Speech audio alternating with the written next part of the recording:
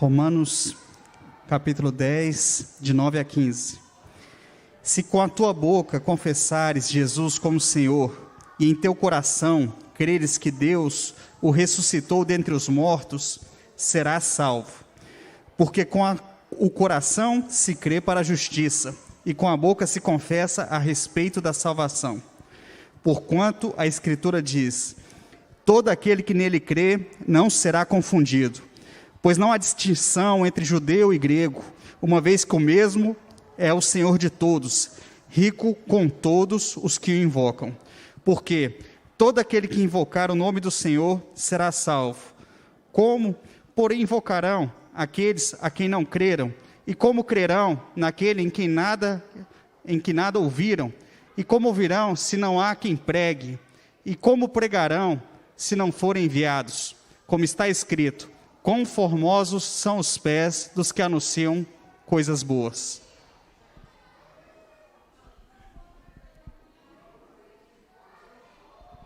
Obrigado.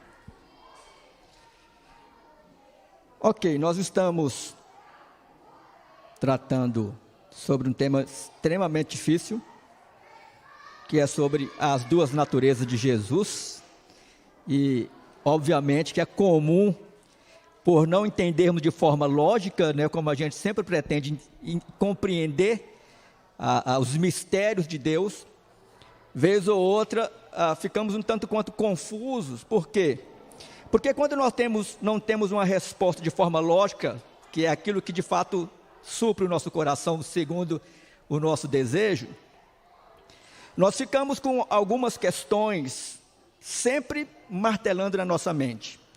Primeira, como é que nós podemos entender o nascimento de alguém que é eterno? Não é verdade? Porque a Escritura diz que Jesus Cristo, Ele é Deus eterno.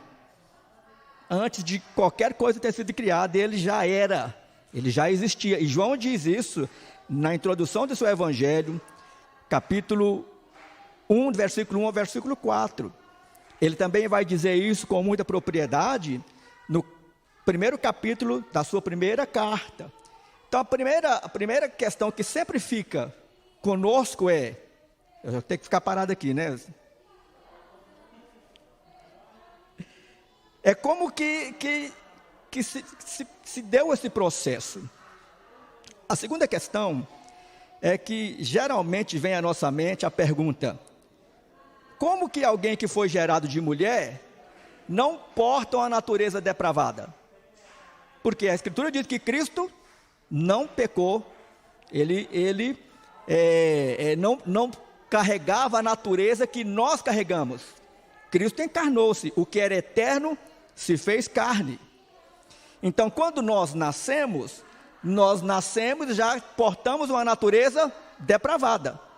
Uma natureza tendenciosa para o mal, a autonomia, a rebeldia, a autossuficiência. A gente sempre percorre esses caminhos. Então, como que a gente pode entender essas questões somente pelo crivo da fé? Porque se andarmos neste caminho, este caminho que nós temos que percorrer, já nos é suficiente. Mas Deus levantou homens com capacidade mental para trazer a nós, de uma forma mais clara, algumas respostas que também nos dá um respaldo suficiente para nós caminharmos pela razão. Por exemplo, eu li um tempo atrás um artigo no site Monergismo. Eu não vou lembrar o primeiro nome do teólogo, mas o segundo nome dele é Hanko, H-A-N-K-O,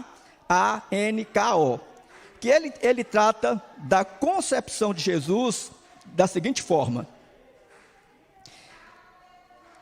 quando nós humanos, nós somos concebidos, há uma ação do homem e da mulher no processo, ok? Só que no processo da concepção de Jesus, a gente tira José, não é verdade? José está fora, não, porque o nascimento de Jesus foi virginal. Então, tem Maria. Na nossa mente, geralmente, o que é que nós imaginamos?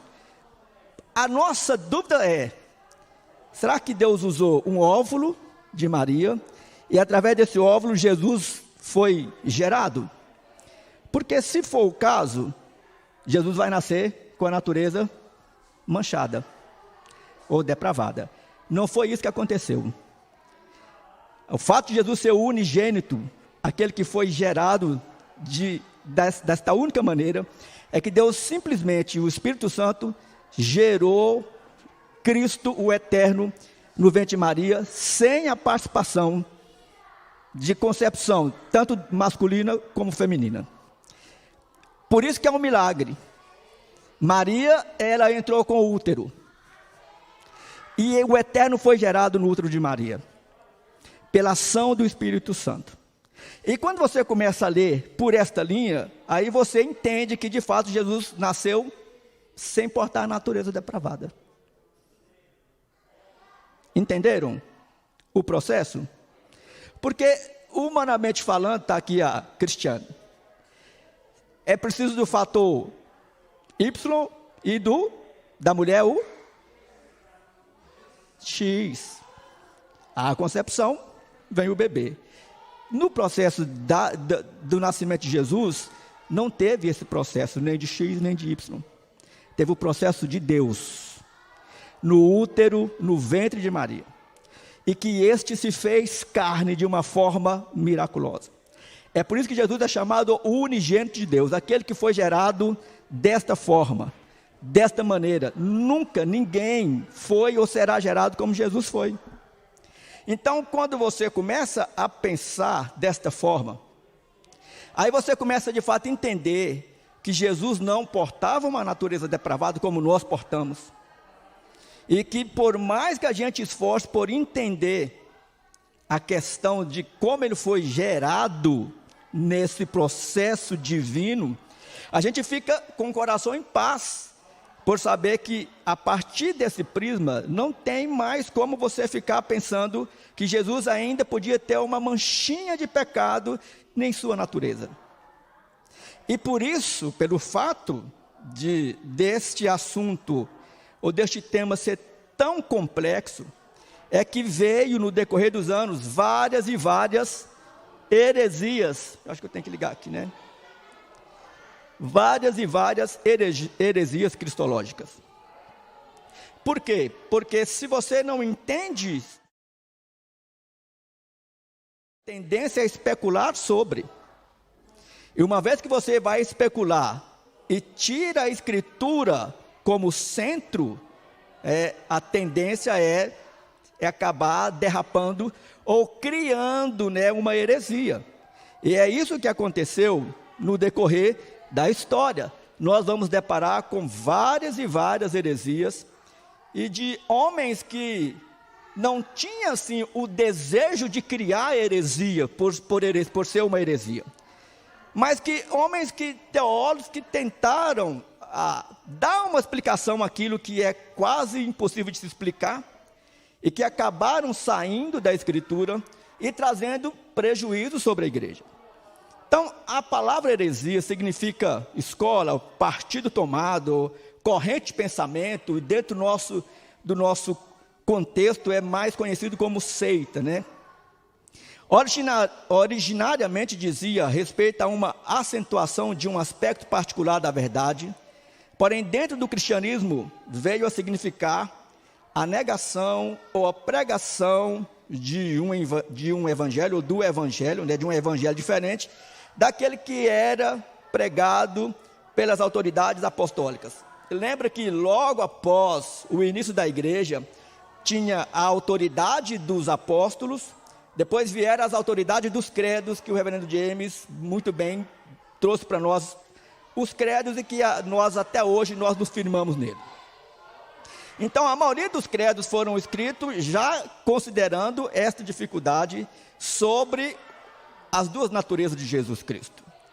Então, pelas autoridades apostólicas, e que introduzem no seio da igreja doutrinas dúbias e danosas à fé.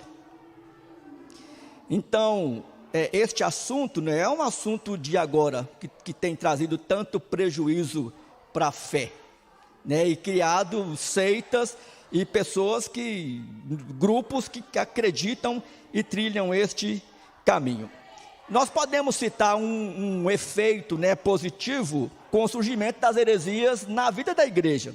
Por exemplo, a ideia das heresias começarem a chegar dentro das igrejas, lá no contexto do primeiro século e nos nossos dias, fizeram avançar a reflexão teológica.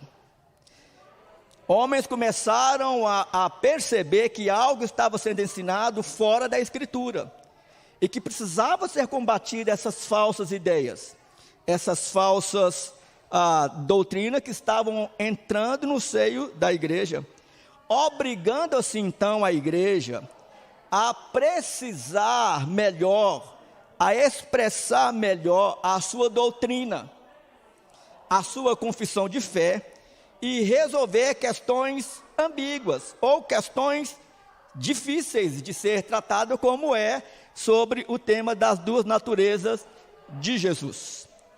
Assim sendo, então, no decorrer da história, surgiram alguns grupos, né, que tenderam para fora da Escritura.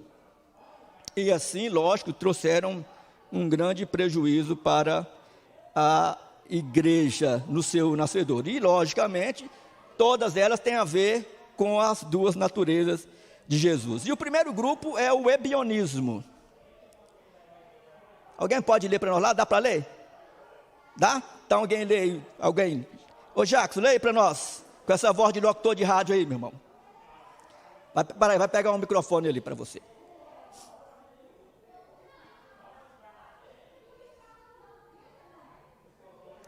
Alguém quiser falar, pode levantar a mão, viu, irmãos? A gente para na hora aqui.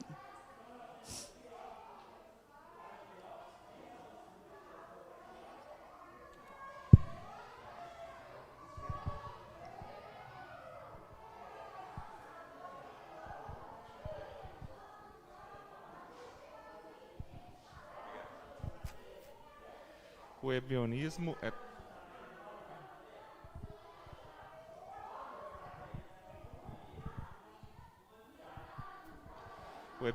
é todo movimento que nega a plena divindade de Jesus Cristo.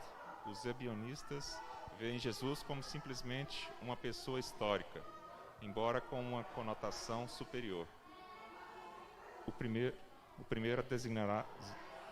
a designá-los como hereges foi Irineu de Leão e depois Orígenes. Ok, obrigado. Qual que é o problema aí do ebionismo? O que eles ensinavam que era o contrário das Escrituras?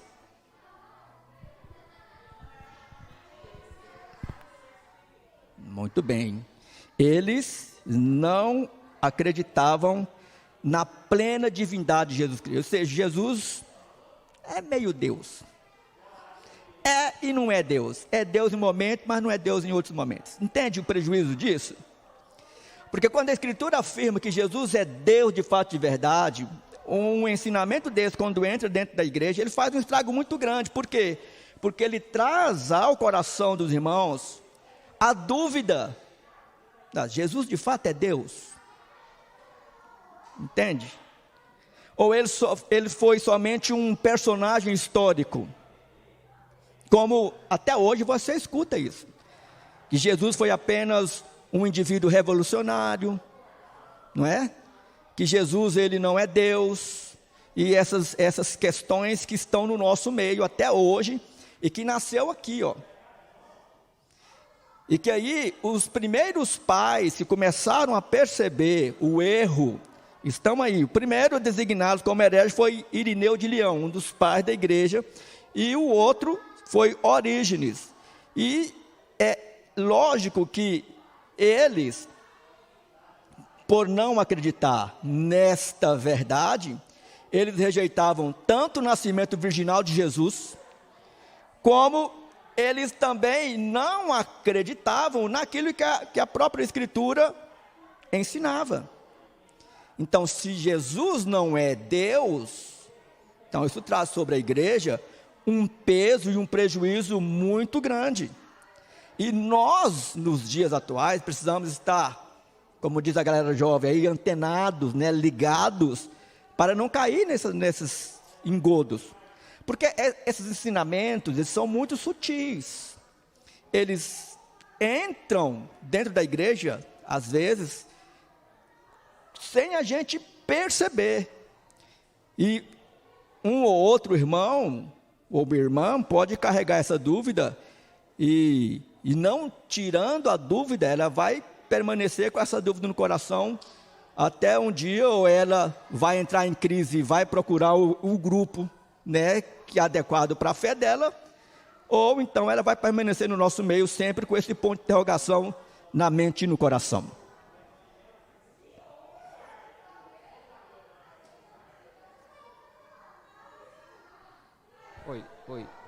Oi. Ei. Bom, essa voz está vindo aqui de trás, tá, irmãos? Não, é porque quando a gente estuda esses movimentos, eles ainda existem hoje com outros nomes. Por exemplo, as testemunhas de Jeová, elas são como se fosse vamos dizer assim, a versão atualizada dos ebionitas, porque eles não também acreditam na plena divindade de Cristo, né? Eles acreditam apenas em Jeová. Embora, se eles fossem perguntar para um testemunho de Jeová, você é ebionita, e falar, eu não sei o que é isso, mas eles representam hoje esse movimento, tipo assim, há tanto tempo, mas ainda assim está atualizado, ou seja, essas heresias, elas ganham novos nomes, mas elas não acabam, elas não deixam de existir. Justamente. E sendo assim, então, se Jesus não é Deus, eles acreditavam em apenas um Deus único. Não acreditavam na Trindade. Entende o prejuízo? Então, eles defendiam o monoteísmo. Então, negavam a divindade de Jesus, evitando assim o perigo de ter mais de um Deus. Se você for conversar com testemunho de Jeová, que na verdade, eles não são testemunhos, nós somos testemunhos de Jeová. Eles são russelitas. O verdadeiro Jeová, o verdadeiro Deus, nós somos testemunha. Se você perguntar para eles, Cristo não é Deus. E o Espírito Santo é apenas uma força motora, uma força motriz de Deus. Então, Deus para eles é um só Jeová. É essa mesma ideia. Entende? E geralmente, a tendência de exclusivismo que eles têm. Se você não faz parte do grupo deles, você está condenado ao inferno. Literalmente. Né? Então, por isso que nós temos que estar atentos aos ensinamentos, para que a gente não trilhe esses caminhos. Então, eles consideravam Jesus como um mero homem, apenas o filho de José e Maria, que foi qualificado no seu batismo, quando o Espírito Santo desceu sobre ele, para as funções messiânicas. É o mesmo ensinamento dos testemunhos de Jeová, dos russelitas. Embora negassem a sua divindade, o reconheciam, entretanto, como o Messias anunciado na lei e nos profetas. Agora imagina a confusão.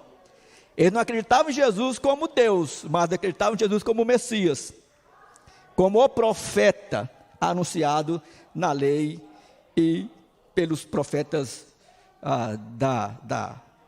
do Antigo Testamento. Então esse é o primeiro grupo. O segundo grupo que nós temos aí é o docetismo. Quero pedir alguém para fazer a leitura aí deste. Pede o Newton, pega lá o microfone e lê isso aqui para nós, meu irmão. Isso, já está com o microfone na mão. O docetismo é a tentativa de negar a plena humanidade de Jesus Cristo. Os docetistas pregavam que a humanidade de Cristo não era real, pois a divindade não pode sofrer, ou seja, ela é impassível. Por consequência, os sofrimentos de Cristo foram irreais, apenas imaginários. Os docetistas também rejeitavam a celebração da ceia, pois na sua celebração pois na sua celebração anunciais a morte do Senhor até que ele venha. Isso aí. Qual que é o grande problema aqui? Percebe que é o contrário do ebionismo? Lá eles não acreditam na divindade de Jesus. Aqui eles não acreditam em quê? O que eles negam? A humanidade de Jesus.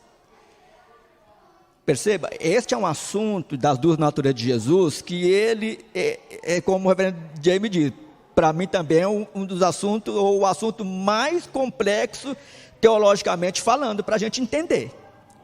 Mas nem por isso nós vamos trilhar por caminhos contrários à Escritura. Porque nós acreditamos em Cristo sendo 100% Deus, 100% homem. E porque a Escritura nos ensina que é assim. Os apóstolos nos ensinaram dessa forma. Os pais da igreja, século I, nos ensinaram desta maneira. No decorrer dos séculos, teologia reformada entra na história. Todos os teólogos reformados acreditam nesta verdade. Os nossos catecismos falam sobre esta verdade. Então, é por isso que nós cremos. Então, negar que Jesus também não é homem, é ir totalmente contra a Escritura. E ter uma fé cega, ou manca. Porque se eles não acreditam de fato na humanidade de Jesus, por esta humanidade não ser real, e quantas provas e testemunhos que nós temos deste Cristo encarnado, provas e testemunhos oculares e do próprio Deus, de que isso de fato é verdade. Mesmo depois de Jesus, ele ressurreto, ele permaneceu quantos dias ainda, dando prova de que ele estava encarnado? 40 dias. Os discípulos no caminho de Emaús, Jesus parte o pão com eles. Os apóstolos já retornando às suas atividades pesqueiras, Pedro, João. Pedro olha para a praia, vê Jesus, se atira na água, e é onde Jesus confronta Pedro com uma pergunta repetida 3 vezes. Pelo fato de Pedro ter negado Jesus 3 vezes, Jesus pergunta a Pedro: tu me amas? E uma das maneiras que eles perceberam que era Cristo, porque Jesus parte o pão e come com eles. Então não tem como você negar a humanidade de Jesus. E o apóstolo João já trata desta questão na sua primeira carta. Então, este é uma heresia que ela remonta a séculos. E ela está aí no meio, de alguns grupos. Inácio de Antioquia, Policarpo de Esmirna, Justino e Irineu foram pais da igreja que combateram esta ideia do docetismo. E é por isso que nós não podemos ter nenhuma dúvida de que esta heresia ela é extremamente prejudicial para a fé cristã. Mas nós temos também outro, e eu creio que talvez essa seja a heresia mais debatida, dentro do seio da igreja, porque é outra heresia que está desde o nascedouro da igreja, dentro da igreja. Não, porque o pessoal está muito calado, eu queria provocar um pouquinho, sabe? O pessoal provoca aí. Tá aí. Não, é porque estava falando sobre o docetismo, e a gente viu que os testemunhos de Jeová são a versão moderna dos ebionitas, Sim.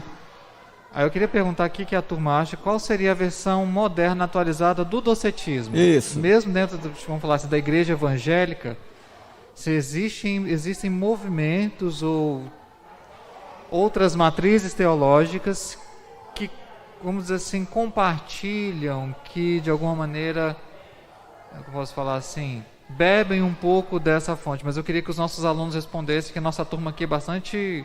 O pessoal aqui é pessoal de ponta mesmo, sabe? Pessoal, eu queria provocar um pouco. Não vale o pastor Sérgio responder. Nós sabemos que vocês sabem, então falem.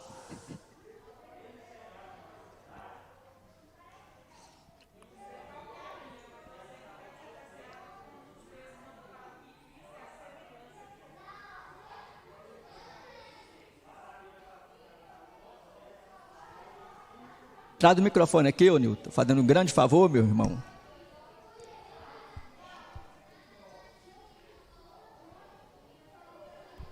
Pastor, emendando nessa provocação do pastor James, eu acredito que seja baseado naquele texto que Cristo é semelhança de homem, né? Não fala, tem alguns textos que falam isso, semelhança, não fala claramente homem, né? E eu queria perguntar para o senhor como que a gente responde aos testemunhas de Jeová e essas outras pessoas que acreditam que ele não é totalmente Deus, quando, por exemplo, em João 14, 28, fala que o próprio Jesus fala que o Pai é maior do que ele, né? Quando questiona assim da questão dele não saber o dia da vinda. Sim.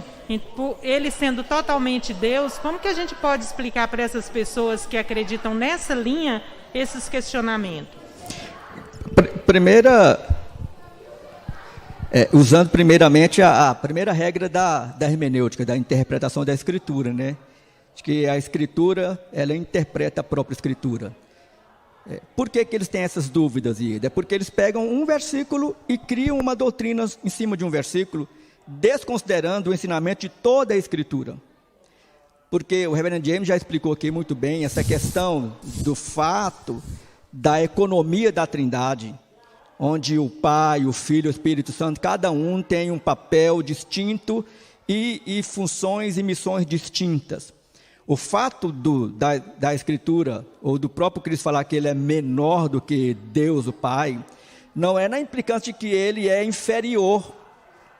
Então, eles usam esses versículos, pinça versículo da Escritura, para transmitir uma ideia de que a Escritura refuta, assim, veementemente, né? Então, a primeira resposta é a Escritura. Você vai respondê-lo de acordo com a Escritura. É o que nós veremos hoje à noite, na mensagem que eu vou trazer em Mateus capítulo 4, quando Jesus ele é confrontado por Satanás. Ele é provado. E a resposta de Jesus a tudo aquilo que Satanás usou, até mesmo pensando o versículo da Escritura, né, foi o quê? Está escrito. Agora, quando você responde a um testemunho de Jeová que está escrito, a primeira resposta dele é: mas isso está escrito na sua Bíblia, na minha é diferente. E é verdade, porque a versão que o testemunho de Jeová usa é uma versão que foi formatada exclusivamente para a fé deles. Tanto é que na Escritura, as Escrituras do Novo Mundo, se não falha a memória, Jesus é considerado como um Deus minúsculo, um meio Deus, entende? Então, como eles usam uma Escritura, uma Bíblia, que já foi feita para dar base à heresia deles, eles vão continuar neste erro. Então, debater com um russelita, ou com um testemunho de Jeová, por meio da Escritura, o grande problema é que ele vai usar a Escritura dele, eles só usam aquela versão que foi feita para eles. Não é como nós, que nós usamos a versão revista atualizada, a corrigida, a NVI, a Bíblia de Jerusalém, porque nós cremos que essas versões, elas são compatíveis e são fiéis aos seus originais. Entende? Então, como é que você convence um testemunho de Jeová? Você não vai convencê-lo, mas Deus vai. Quando você usa a Escritura para debater com o russelita, ou com qualquer herege, o que vai mover o coração dele para trazê-lo para o centro é Deus agindo por meio da Escritura, que você vai expor para ele. Porque esse pessoal, eles são extremamente doutrinados.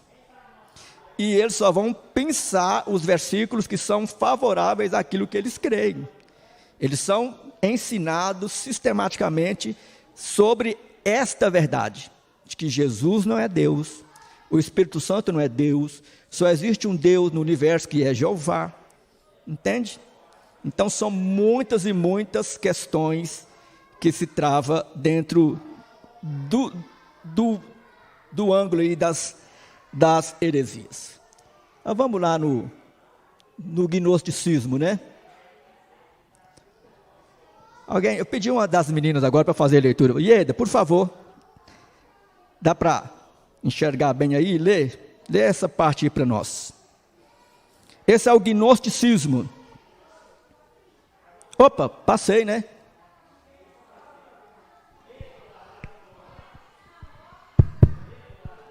Isso.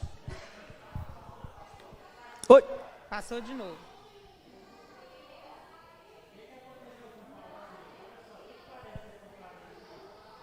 Agora parou.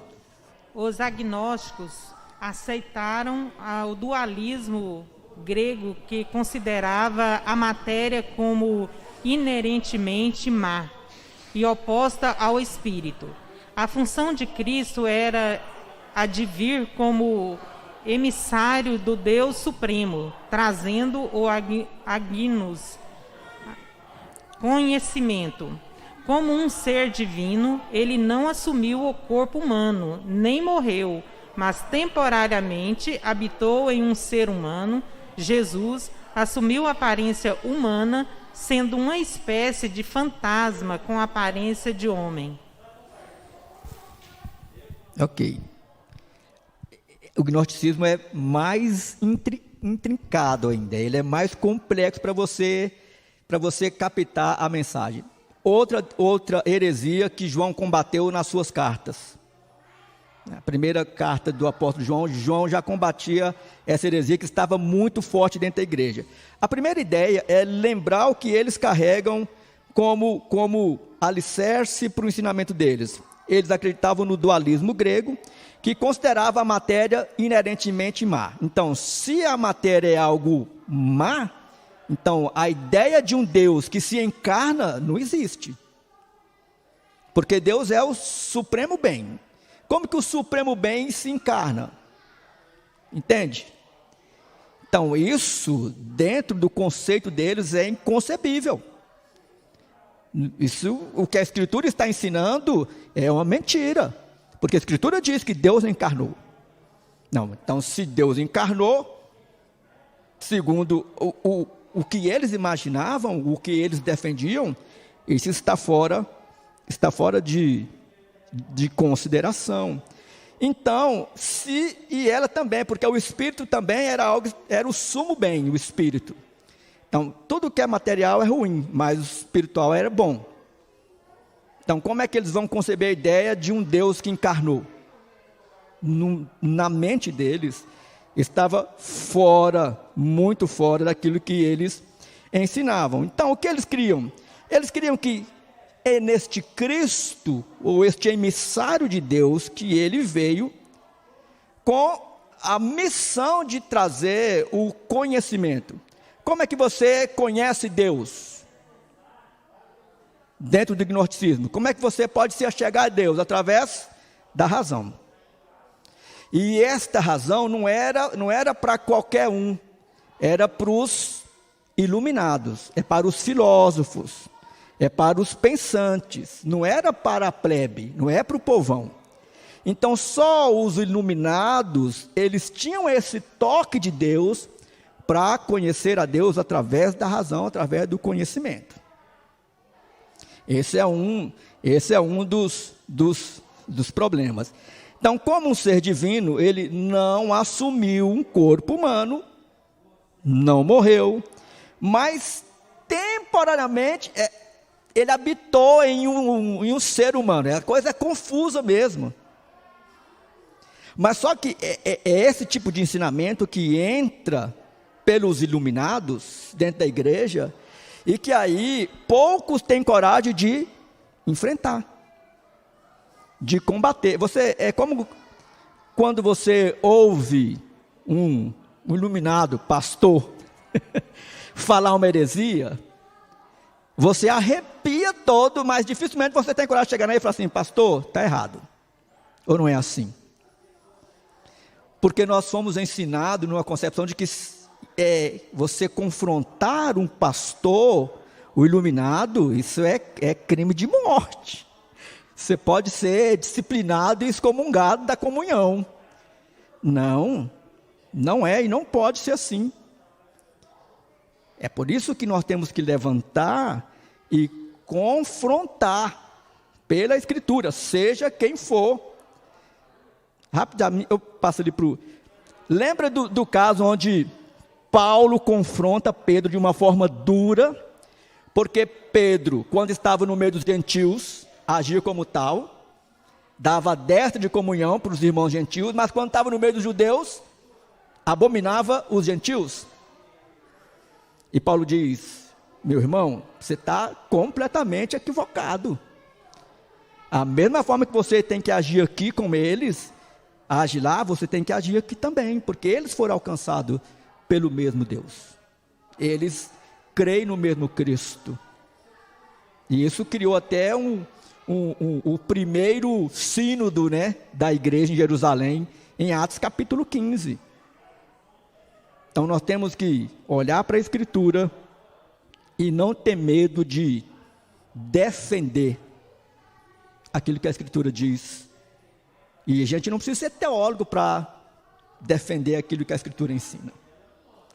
Às vezes são questões muito simples. Vou contar um caso para vocês rapidinho aqui. Eu fui convidado uma certa feita a pregar em um culto que acontece na Getop, uma vez por semana. E estive lá, terminando o culto, veio umas pessoas para conversar comigo. E dentre as que estavam conversando comigo, uma jovem, 30 anos, 28, 30 anos, falou para mim o seguinte: pastor, eu recebi uma bênção maravilhosa de Deus. Aí eu falei para ele: então, diga a bênção, né? Eu fui casada, tem 5 anos que eu separei do meu esposo, não tive relação com nenhum homem até hoje e estou grávida. É fruto do Espírito Santo, não é, pastor? Tá, irmão. Aí, na hora, eu falei: deve ser do João o Espírito Santo, o José o Espírito Santo, o Marco o Espírito Santo. Assim, porque na mente dela, essa espiritualidade distorcida que a gente vive, ela simplesmente quis. E isso, se você não fala, a pessoa ela vai tentando se iludir com essas questões. É a mesma coisa das heresias que estão no nosso meio. Diga aí, Rabi.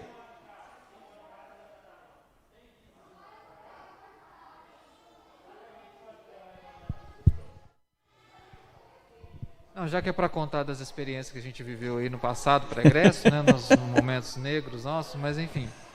Como eu tocava violão quando era adolescente, então me levavam para todo quanto é lado para tocar em cultos, né? Essa questão dos iluminados, de pessoas selecionadas que detinham conhecimento especial, é muito parecido com o movimento de profetismo. Sim. Hoje nas igrejas evangélicas. Se aquele profeta não estiver no culto, como se o culto não tivesse graça. Então aquela pessoa tem que estar no culto, porque naquele momento Deus vai mandar uma mensagem especial para aquela pessoa, falar uma palavra de Deus. E nesse negócio aí já me falaram de tudo, que eu ia casar com fulana, ou que eu usava bermuda, não era crente, essas coisas. Graças a Deus, Deus me fez superar a adolescência, eu sou calvinista, presbiteriano, mas nesses contatos é para perceber que existe ainda muito dessa ideia. E até muitas dessas pessoas que têm essa percepção são irmãos na fé, eles creem em Cristo como o suficiente Salvador. Mas nesses pontos, eles ainda acreditam que há um grupo seleto de pessoas que Deus fala com elas de maneira especial.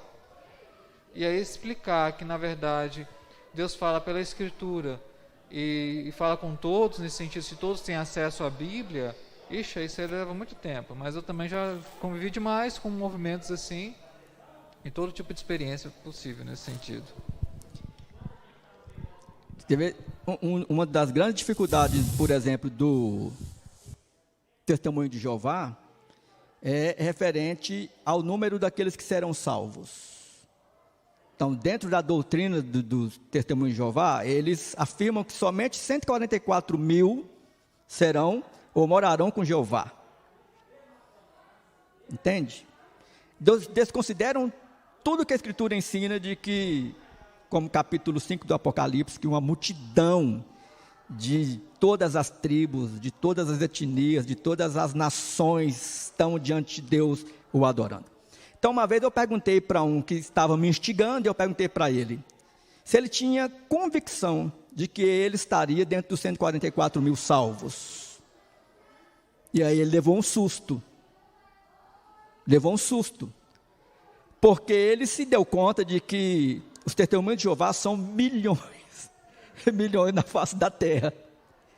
E quando ele percebeu o tiro no pé da própria doutrina dele, ele parou e respondeu o seguinte: eu vou estudar para responder você na hora certa. Eu falei para ele, porque se você estivesse do lado certo, com certeza você estaria no número daqueles que serão salvos, porque não tem como contar. São esses pequenos detalhes que você acaba surpreendendo a eles nas suas próprias doutrinas. Mas vamos para outra heresia, que é o monarquianismo. Dois tipos de monarquianismo que havia naquele contexto passado. Um defendido por Paulo de Samosata, que era o monarquianismo dinâmico. Até o nome é difícil de pronunciar. Alguém pode ler para nós aí esta primeira parte? Mais um irmão ou uma irmã, voluntariamente, pode ler para nós? Me fala, eu sempre esqueço, assim, eu não lembro o nome de todo mundo ainda, irmãos. Na frente da Ana. E eu não lembro o nome de todo mundo ainda, então perdoa o pastor. Vamos lá.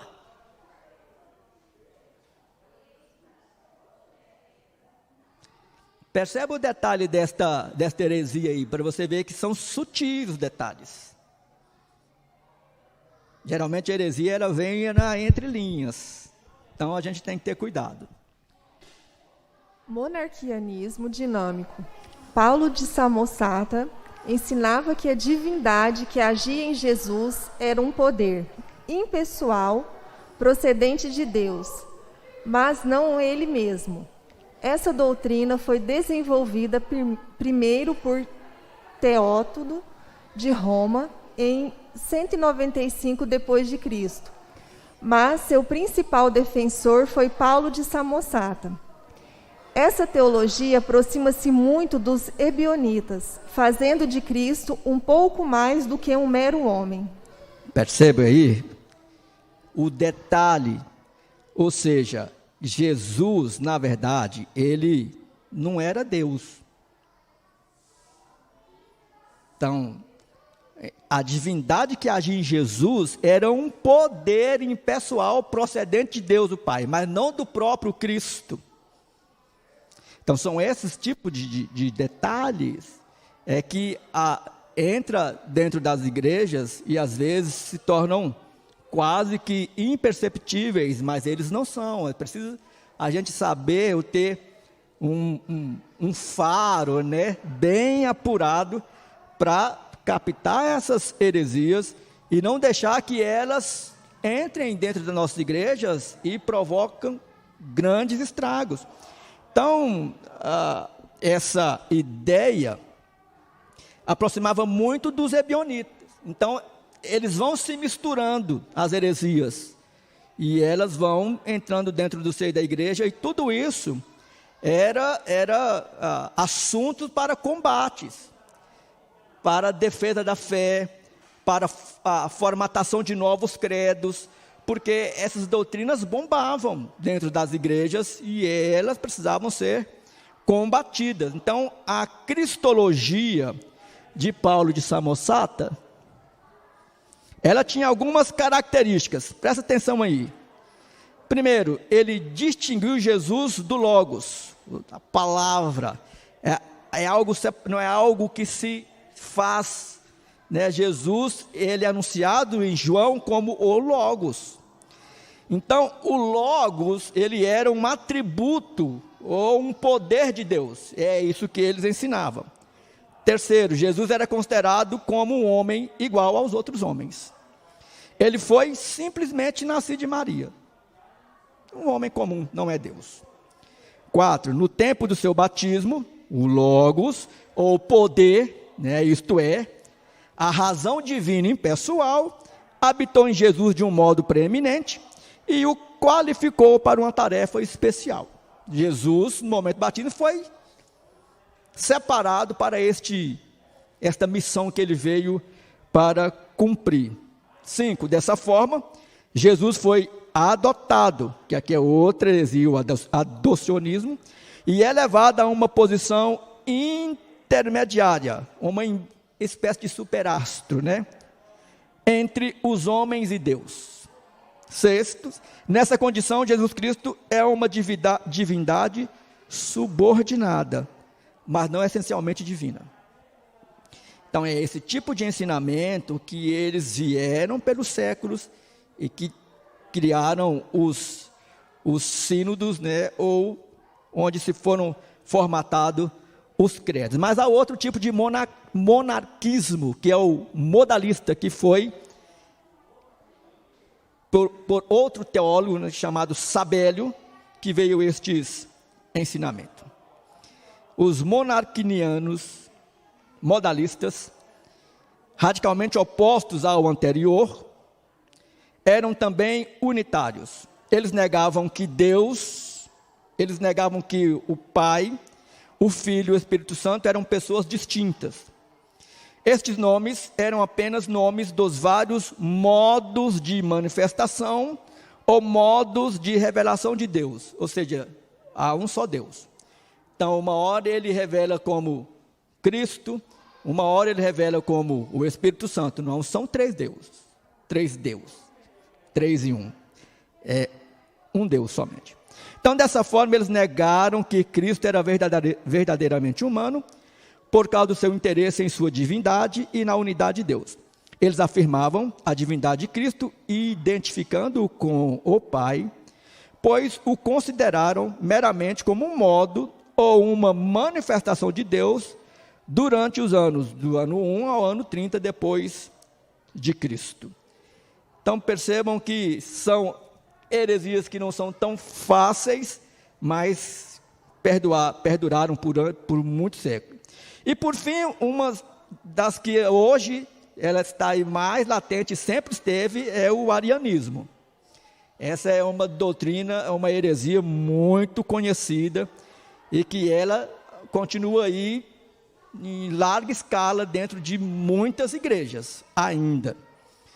Então, Ário nasceu na Líbia, foi treinado em Antioquia por Luciano. Luciano de Antioquia baseou seu ensino na cristologia adocionista de Paulo de Samosata, aquele anterior. Então, o que ele ensinava? Ário sustentava que Deus havia criado o Filho e que através do Filho criou o Espírito Santo, olha a rede, os homens e o mundo. Ou seja, Jesus ele foi criado. Ele, por ser criado, ele é subordinado, assim também como o Espírito.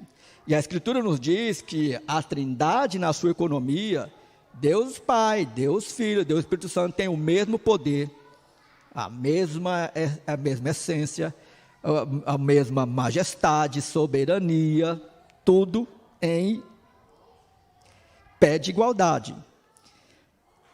O Filho teve um começo, houve um tempo, portanto, que Deus não era Pai, porque não havia Filho. Olha a loucura.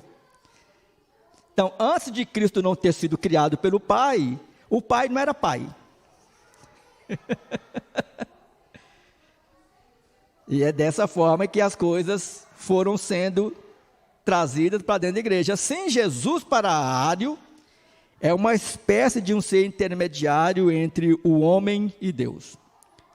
Uma espécie de um Deus com D minúsculo, um demiurgo, né? Um ser intermediário de Deus na criação do mundo, ou seja, um Deus inferior, porque ele foi criado e criou o mundo e os seres humanos. Ou seja, a gente percebe, queridos, que as heresias, elas não fogem muito é o mesmo assunto. Ou não crê na divindade, ou não crê na humanidade. Sobre Cristo, geralmente, ou o adocionismo, onde Cristo foi adotado, né, pelo Pai. Foi criado e Deus o adota como filho, e a partir desse momento Deus Pai passa a ser Pai. E Cristo sempre na ideia de ser um ser subordinado. Nunca é transmitido por meio das heresias a ideia de que a Escritura nos aponta. Ele é Deus, conforme nós lemos na introdução do estudo em Romanos capítulo 10, do versículo 9 ao versículo 15. Paulo, na carta aos Romanos, capítulo 10, do versículo 9 ao 15, ele vai afirmar que Jesus é Deus, Ele é o Salvador, aquele que nele crê e que o confessa com a boca é salvo. Não foi isso que tu leste?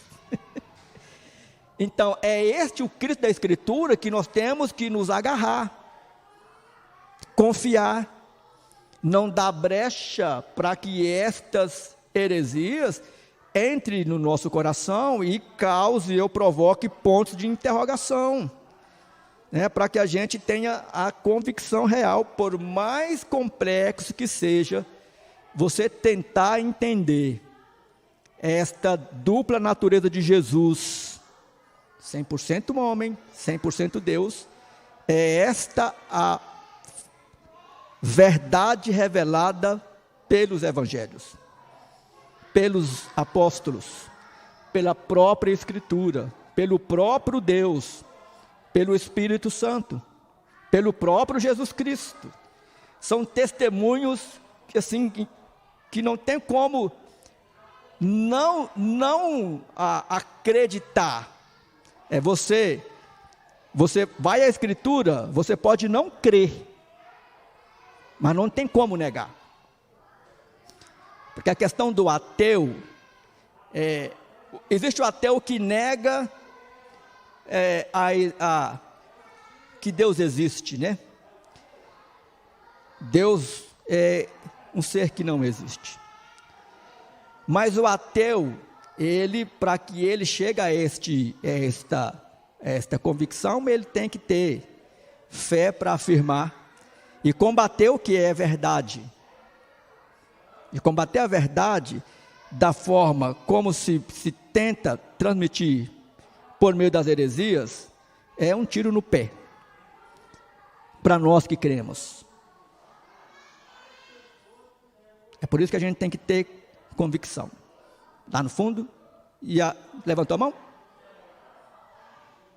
Você levantou a mão? Não, porque quando falou sobre arianismo, essa heresia, ela é muito estudada na história. Sim. Porque quando o cristianismo ele se instalou, por exemplo, na Europa, e a gente estuda sobre os reinos visigodos, sobre as igrejas medievais, aquelas igrejas que o pessoal costuma visitar na Europa, muitos bispos dessas igrejas, eles eram arianos. E toda heresia, ela surge, ela sobrevive, ela se mantém porque ela acaba sendo politizada, não na forma como a gente entende hoje, o pessoal fala de politização, mas a maneira como ela é transmitida de bispo para bispo, e esses bispos, eles eram influentes. Tanto é que você tem, por exemplo, no século IX depois de Cristo, quase 600 anos depois do Concílio de Nicéia, bispos de igrejas católicas, apostólicas, romanas, que eram arianos. Então, é uma heresia que sobreviveu muito. Então, não sei quem é a frase, de qual autor, falando assim que a heresia, ela é passível de politização da mesma forma que a política é passível de heretização, porque são duas coisas que acontecem ao mesmo tempo. Por isso que heresias, elas sempre sobrevivem, porque tem pessoas proeminentes que as defendem, e isso se transmite uma geração após outra geração. E é isso mesmo. Ieda.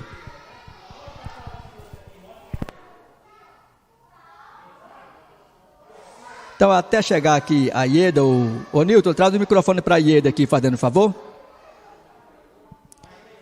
Então, para concluir a ideia, irmão, do arianismo, que para eles o filho é subordinado ao pai, não sendo, então, se Cristo é subordinado, ele não é coessencial com o pai, não tem a mesma essência. E a carta aos Hebreus, logo na introdução, capítulo 1, vai dizer que Jesus é a expressão exata do ser de Deus. Então, se ele é subordinado, ele não tem a mesma essência que o Pai. E a Escritura diz, não, pelo contrário. Ele tem a mesma essência, é o reflexo, é a mesma imagem, né, que reflete um ao outro, lógico que na economia, com o papel de Cristo encarnado. Ou também, ele não é da mesma natureza. Entende? Então, ele não é Deus. Se não é Deus, não tem a mesma essência e não tem a mesma natureza que o Pai. E a Escritura diz, não, pelo contrário. Ele é Deus e tem a mesma essência, a mesma natureza. Ô Nil, traz o microfone aqui, por favor. Aí nós vamos, depois da Ieda, vamos para a conclusão. Eu estou curiosa com a pergunta do pastor James, qual que é a linha hoje, né, que mostra isso, as pessoas que defendem isso. E outra coisa que eu gostaria de perguntar, em João 14,16, Jesus fala que vai rogar ao Pai que manda o Espírito Santo. Sim. Essa palavra tem essa conotação mesmo de rogar no original, que é tipo assim, é um pedido muito, assim, dá a entender assim, que ele pede com muita ênfase, né, que manda o Espírito Santo. Porque a gente acredita que já estava programado para ele vir e tudo, né? Queria saber como que essa palavra tem essa conotação mesmo no original. Sim. Primeiro é entender que o capítulo 14 é uma oração. Jesus está fazendo uma oração, não é verdade? Jesus está acabara de falar que ele iria para o Pai, né, que ele iria para a cruz, e os discípulos ouvindo isso, os discípulos ficaram arrasados. Então Jesus diz, não se turba o vosso coração, eu vou preparar-vos lugar, mas eu voltarei, para que onde eu esteja também vós. Dentro desse contexto dessa oração, Jesus ele também afirma, e eu vos enviarei o Espírito Santo. Aí você pode ler capítulo 15, capítulo 16, capítulo 17, eu vou enviar o Espírito Santo. Logicamente que essa ideia do rogar de Jesus é no sentido de, entende que Jesus ele é submisso ao Pai, obediente ao Pai, ele está orando ao Pai, para que o Espírito seja enviado, mas isso já estava, lógico, dentro dos decretos, e o Espírito veio, Jesus diz, enquanto eu estou com vocês, eu sou o consolador de vocês, aqui, falou para os discípulos, mas quando eu for, vocês não vão ficar órfãos, eu vou mandar o outro consolador, o Espírito Santo. Entende? A ideia ela é a mesma. Ao mesmo tempo que Jesus ele roga ao Pai em submissão e obediência, Jesus tem autoridade também para fazer aquilo que estava dentro da sua função na economia fazer. Então o Espírito Santo ele foi enviado, ele desceu. É interessante que, se vocês perceberem no relato, nos finais dos evangelhos, de que Jesus, quando ele ressurge dos mortos, ele envia os discípulos justamente para esperar o que? A promessa que viria a acontecer, que era a descida do Espírito Santo. Acontecesse lá em Atos capítulo 12. Mas nesses 40 dias, todos estão ansiosos com essa manifestação. Iam ao templo orar, iam para o cenáculo, e eles orando num desses momentos, a manifestação desce sobre eles. O Espírito, então, de uma forma visível, veio sobre os seus discípulos. Então, a ideia, dentro de todo o contexto da Escritura, é que Jesus não está rogando ao Pai no sentido de ser inferior, né? Hoje, aqui, infelizmente, no nosso meio, eu não sei se vocês já ouviram irmãos e irmãs que dão ordem para Deus. Já ouviram isso? Tem pessoas que decretam para Deus, exigem de Deus, ou chama Deus no cantinho e fala assim: o senhor está pensando o quê? Você está falando com quem? É essa ideia que às vezes está bem no nosso meio, onde vira-se a moeda para uma teologia totalmente voltada para o homem, onde o homem é o centro e o homem determina as coisas, inclusive sobre Deus. Então, quando a gente vai para a Escritura, é a Escritura que é o nosso norte. Então, quando você pega todo o contexto da fala de Jesus Cristo, na sua oração referente ao Espírito Santo, você vai perceber que ao mesmo tempo que há uma submissão, obediência ao Pai, há uma autoridade sublime sobre Cristo, que ele a expõe e as coisas acontecem de acordo com aquilo que já estava decretado para acontecer, cada um dentro da sua economia, do seu papel, do Pai, do Filho e do Espírito Santo. Então é aí que a gente começa a perceber a que ponto, quando a Escritura diz que Jesus se humilhou, irmão, a que ponto Deus chegou. Às vezes nós paramos pouco para entender esta palavra. A que ponto Deus chegou na sua humilhação? Vocês já pararam para pensar Deus deixando alguém ensiná-lo a comer? Alguém limpando o bumbum de Deus? Cristo se humilhou a esse ponto. De alguém ensinar ele a caminhar? De alguém o repreender? Entende o que é humilhação para Deus? E Cristo, ele se humilhou de uma forma tão grandiosa que às vezes a gente perde essa percepção, para que pela sua humilhação ele viesse ao grande triunfo. Cristo de fato, irmão, sabe o que você passa, porque ele passou na sua carne. E não tem como você separar o homem, a humanidade da divindade de Jesus Cristo. Então, é esta imagem desse Jesus, Deus em essência, 100% homem, 100% Deus, que nós cremos, e este é o nosso Redentor. Então, quero concluir aqui dizendo, queridos, que nós temos que ter muito cuidado com as heresias. Elas são sutis por demais, e a gente precisa estar sempre antenado com aquilo que se passa no nosso meio. Então, quando estudamos um pouco mais a fundo tais heresias, torna-se claro que a sua divergência com a cristologia ortodoxa ocorre por meio de sutilezas, e esta é a verdade. Tal fato deve nos alertar para a necessidade de mantermos o equilíbrio doutrinário, principalmente na afirmação da plena humanidade e plena divindade de Jesus. Qualquer alteração disso, por mais simples que seja, representa um grande perigo para a igreja. Por isso, a cristologia se torna um dos assuntos de maior necessidade para a vida de ensino da igreja. Conhecer a Cristo garante a nós uma vida cristã equilibrada, sadia, não imune, de sermos atacados por essas heresias, mas de termos respostas bíblicas. E ninguém, guarde isso no seu coração, você nunca vai convencer um herege pelo seu argumento. Mas todas as vezes que você responder pela Escritura, está escrito, o Espírito Santo vai agir e é Ele que vai mudar o coração do herege, do ateu, assim como um dia mudou o meu. Porque um dia eu fui ateu.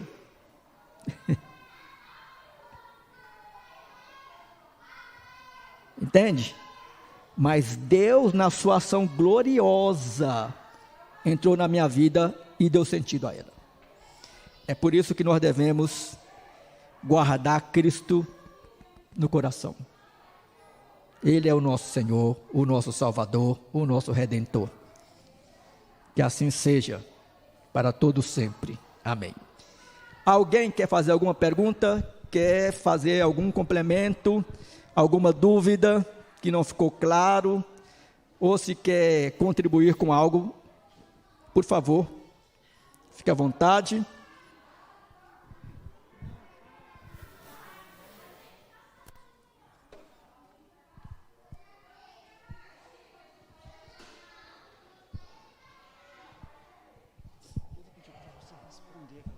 Aí eu estava esperando a resposta, né, da pergunta. E o papai pastor foi provocar, né? Agora tem que responder. Não, em termos eu perguntei sobre o docetismo, né? Para mim, da negação da humanidade de Cristo, seria alguns movimentos, por exemplo, eu vejo em até músicas evangélicas que Cristo não parece ser humano. Ele parece ser um personagem mítico, um super-herói, até um ser muito fofo, né? Sim, alguma coisa assim, mas não humano. Eu diria isso. Com relação ao arianismo e algumas outras, a gente vê, por exemplo, em alguns movimentos evangélicos, a teologia da prosperidade. Por exemplo, você pegar até algumas músicas evangélicas, até algumas pregações, sempre Cristo ele é retratado de uma maneira que é diferente do Pai. O Pai é o Todo-Poderoso. Cristo seria alguma coisa não igual ao Pai. E até algumas músicas evangélicas, eu já escutei no passado, assim, na minha juventude, embora eu me acho jovem ainda e na adolescência, em que ou nega a humanidade ou nega a divindade de Cristo. A Cristo nessas músicas não é o Cristo da Bíblia. Não é o Cristo que morreu, não é o Cristo que sofreu. Por exemplo, o Cristo de algumas pregações, ele não sofre, ele só triunfa, só vence, não tem sofrimento, não tem tristeza, não tem lamento. Só que Cristo chorou, ele cansou, ele se irou, ele lamentou, ele se entristeceu. Então a gente percebe que embora essas letras, esses grupos não se denominem, não se situem em algum desses movimentos heréticos, essas ideias estão presentes. E não apenas estão presentes, como elas passam muito bem vendidas por todos esses mecanismos de música, de pregação, de vídeo. Por exemplo, quando chega a Páscoa, a quantidade de vídeos que enfatizam, por exemplo, o sofrimento físico de Jesus e negam o aspecto da divindade dele é gigante. Até comoventes os vídeos, são bem produzidos. Só que por trás existe uma negação ou da divindade ou da humanidade. Então seriam alguns focos, alguns pontos que eu vejo assim do meio evangélico, falando mais estritamente, que dessa questão. Só um paralelo é que a gente devia, como cristãos, estudar um pouco mais como, por exemplo, o islamismo enxerga Cristo. Porque para o islamismo, Cristo é um emissário de Deus, de Alá. Tanto é que no Alcorão ele é chamado de verbo da vida. Então, eles negam também a perfeita divindade, a plena divindade de Cristo. Mas existe uma parte considerável do islamismo que fala sobre Jesus. A gente devia entender um pouco mais como o muçulmano vê Cristo. Porque a maneira como ele vê Cristo, de alguma maneira, impacta a maneira como ele lida com o cristianismo, né? E isso no mundo inteiro, a gente tem o islamismo crescendo muito fortemente. E não podemos também esquecer que ainda temos, de um lado da doutrina católica romana, a subordinação de Jesus para Maria é maior que. Jesus é subordinado a Maria. Eu lembro que teve um tempo atrás aí que carregava os carros, alguns carros aí que pede à mãe que o filho atende.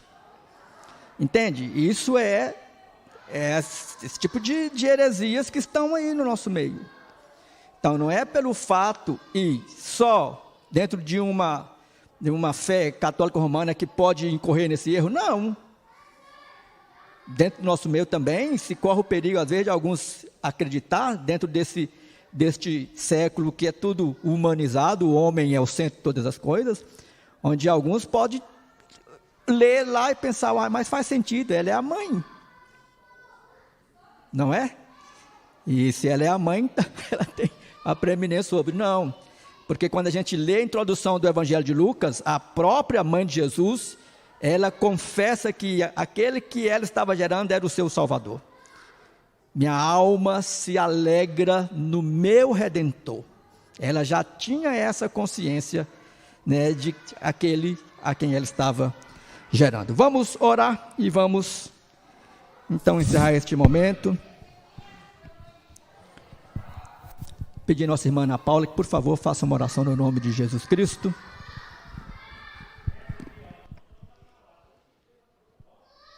Senhor Deus, Pai querido, nós louvamos e bendizemos ao Senhor aqui nesse dia. Estamos gratos pela palavra que recebemos, ó Deus, Sabemos que em todo momento, não só nos períodos históricos, a tua palavra foi confrontada, a sua natureza foi colocada em questionamento, mas nós somos gratos porque aqui hoje estamos e estamos seguros na tua palavra. E sabemos que não há distinção entre a natureza humana e a natureza divina. E isso nos basta e isso nos sustenta na nossa fé. Agradecemos, ó Deus, pela vida de cada um aqui presente. Agradecemos por o Senhor estar nos sustentando e por o Senhor estar nos conduzindo. Esteja conosco nesse dia, nos acompanhe em nosso retorno para nossos lares. Em nome de Jesus que oramos e agradecemos. Amém.